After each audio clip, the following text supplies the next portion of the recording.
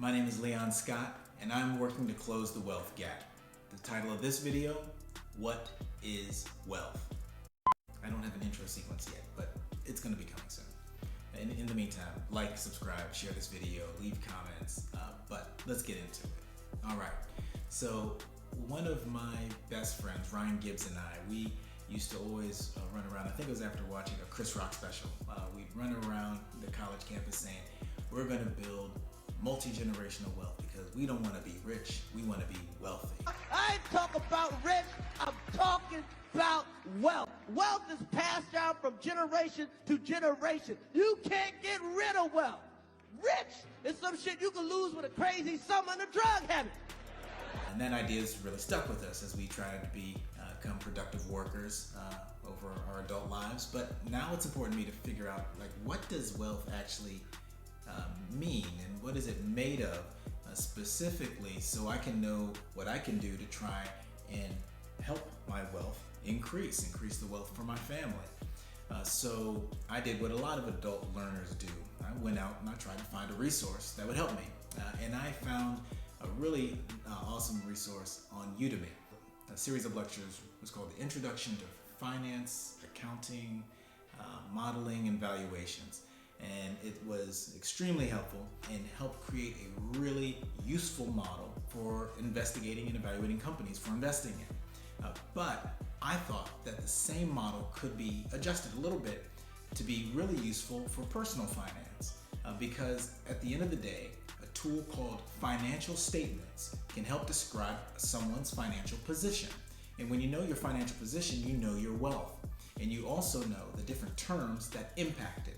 So if you do certain things, you can make your wealth go up. If you do other things, you know your wealth is going to go down. So let's jump into those financial statements, and hopefully they'll help you better define your wealth and what things you can do to help increase it. All right, the first financial statement, well, let's just name them all. The financial statements are the income statement, the cash flow statement, and the balance sheet. The first one, the income statement, starts off by telling you how much you've earned. It takes the money in, it subtracts the money out, and what you're left with is your net income. So the top line, that's revenue.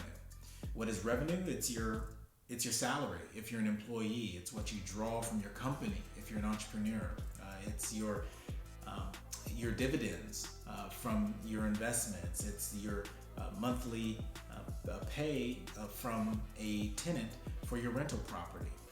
All those things together make up your revenue. Then you subtract your expenses, and these are your daily, monthly expenses, your rent, your food, your data plan, your electricity bill. You, of course, have to subtract your taxes, and what you're left with is your net income. That net income becomes the first term in the personal finance version of a cash flow statement. Now, a cash flow statement tells you what your spending power is. It takes that net income and then it accounts for a financing term and an investing term. For the financing term, did you just get access over some period of time to a new line of credit or new credit card? Well, that's increased spending power. Are you paying off debt like your mortgage or your car note? Well, that's a decrease in spending power. Now, we want to make sure when you have an increase in spending power that you're using it to be productive, because you're going to have to pay it back, and you want to make more money from what you just purchased, more than what you're going to have to pay back. So productivity is key. For example, if you borrow money to buy a big TV, it doesn't generate income for you to pay back the debt. But if you borrow money to, say, buy a tractor, and that tractor lets you harvest more crops and earn more money, then you can pay back your debt and improve your living standards.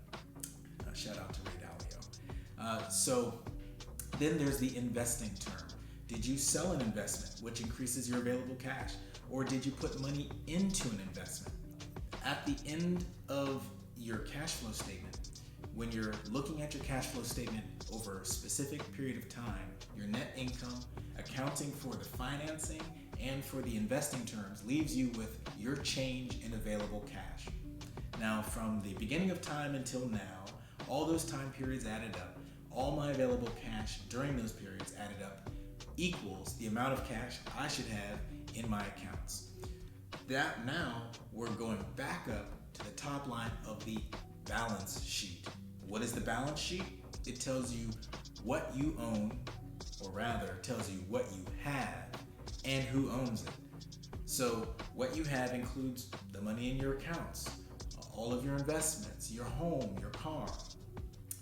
Then you subtract the liabilities. How much left do you still have to pay on those things that you have? Those things, or portions of those things, still belong to someone else. All right, when you subtract those liabilities from the things that you have, what you're left with, the final term is equity. And another way of saying that, it's your wealth.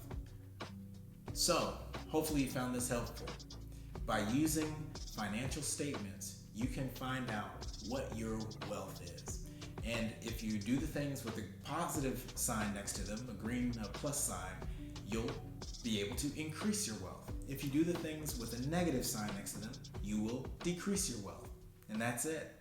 Awesome. Hopefully you found this helpful. Like, subscribe, and share it with a friend. Awesome. Thanks everyone. Appreciate you.